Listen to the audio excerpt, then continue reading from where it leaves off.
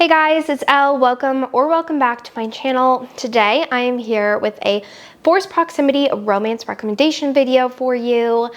I've been reading a ton of forced proximity romances lately, and I really wanted to do a rec video of compiling all of my favorites that I've been reading lately that are just like top tier, chef's kiss amazing. The first book I want to chat about is Insatiable by Lee Rivers. This one is a really good dark romance, but it is incredibly dark. So our hero and heroine were together years ago, and now we flash forward to the present time where they are broken up and they absolutely hate each other's guts. So the heroine, she is a dancer and she's currently living with her stepmom and her two stepbrothers, and one of her stepbrothers is so evil. He's disgusting and is always trying to mess with her in a very like creepy sexual way. And the hero thinks that she basically betrayed him, which she didn't. It just looks that way, but she can't say anything because of reasons. And they kind of see each other for the first time.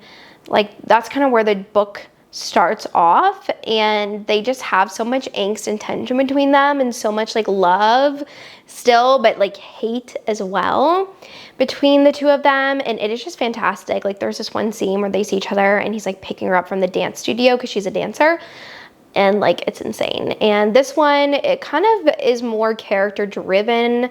Like, they are going on a trip to go visit the hero's dad, and she's invited on the trip because she is best friends with the hero's sister, and they end up having to stay in a hotel room together, and it just brings back all of the old feelings that they have between them, and it's fantastic. I love this one. It's so good. Just like so obsessed with this romance, and he is just so dark and twisty. He literally unalives people who touch her, who do anything against her, like in front of her, and it is just so good. So touch her and you die. Like, so touch her and you die. Like, he is obsessed with her, and I love it. It's just so good. Then I have The Gravity of Us by Brittany C. Cherry. This one I had put off for so long to read until I finally decided to pick the series back up.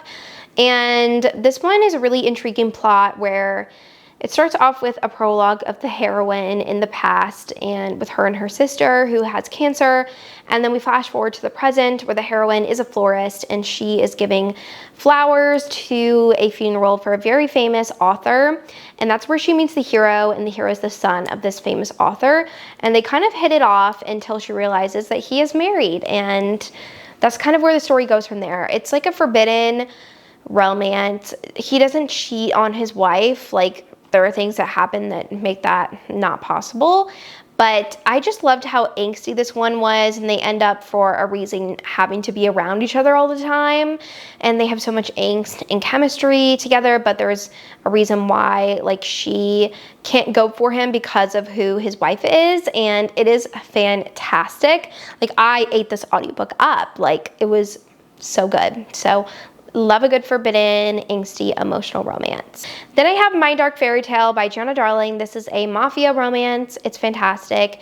The heroine, she is going to visit Italy for the summer because she wants to kind of learn more about her background and her ancestry.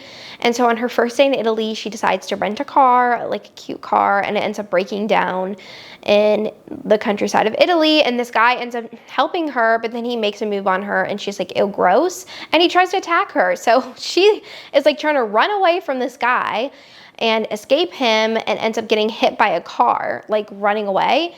And the person that hits her with his car is the hero. And the hero is actually a very famous Italian mafioso in Italy, and she has no idea. And he ends up taking her under his wing, bringing her back to his like house in Tuscany or Florence or something, and nursing her back to health. And that's kind of where the story starts from there. And she doesn't know that he is an Italian mafioso. Like, she doesn't even know anything about the mafia. And that's kind of like the big secret that the hero's harboring a lot of the book. But she ends up having to be around him all the time because she's staying at his house, getting better. And then when she gets better, he starts showing her around Italy, and they have these like adorable dates, and he is just very protective over her, and it's so fantastic. Love this one. Then I have The Nanny is Off Limits by Kiwi Tyler. This is her newest forbidden age gap romance. The heroine is This one starts off with our hero, who is a dad to 3 children, and his ex-wife recently passed away, and it's been a year since that happened, and he just really needs some extra help. He hasn't been able to find a caregiver for his children until his brother is like randomly in the grocery store and sees this woman who is the heroine and asks randomly if she's a nanny, and she is, and so she offers to be a nanny for the hero once she hears about his situation.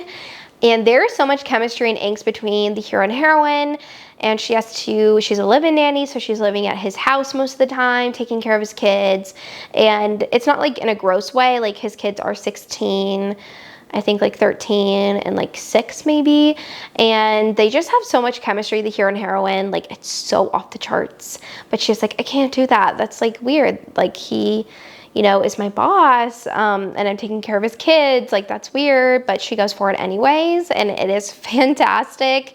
But I just loved all of the angsty tension in this one. Like, it was tension to the max, and it was so, so good. Then I have Stealing Sunshine by Hannah Cohen. This one is such a fantastic sapphic small town romance where the heroine, I think her name is Daisy, we follow in the beginning. She is moving to the town to start up a teaching job, and she's currently staying with her brother and his girlfriend at the time.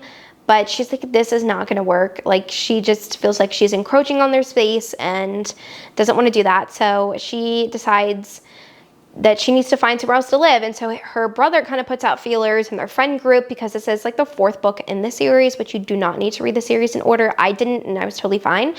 And in this one, like, he puts that out there, and the only person that begrudgingly agrees is Bryce, who, she's a very grumpy heroine, and she doesn't want anyone in her space, especially Daisy, because she's had a crush on Daisy for years.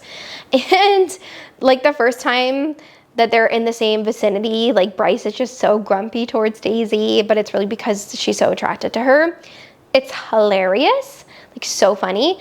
And I just ate this book up, like, that they are forced proximity in the same house, and they end up having to fake date to kind of get Bryce's parents off of her back, because they really want her to date and settle down, but with a man. And she's like, no, like, I'm into women, I'm only into women. So this one is just fantastic, super underrated as well, and it's just so good. The next book on my list is Happy Place by Emily Henry.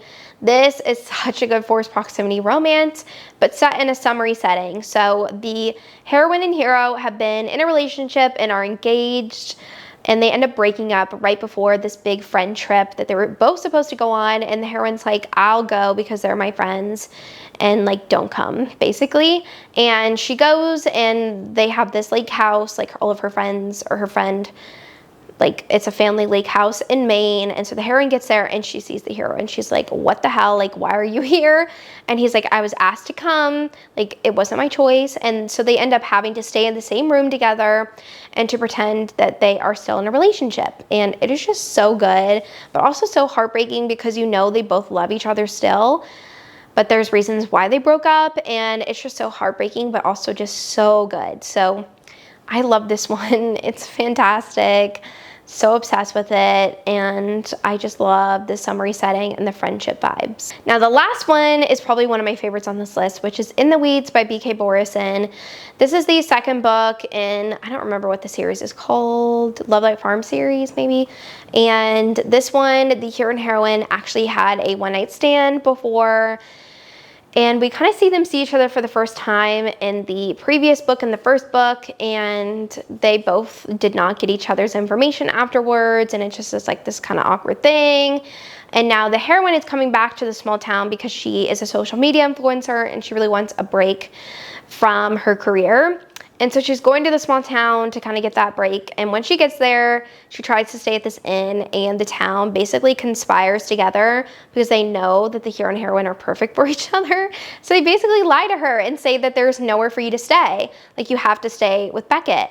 So then she has to stay with Beckett. So she ends up staying with the hero at his house, and they're kind of reminiscing over their one-night stand and kind of realizing that they're perfect for each other. And it is a fantastic, very Gilmore Girl vibes, and I love this one so, so much. Okay, well, that was the last book I wanted to mention in this video.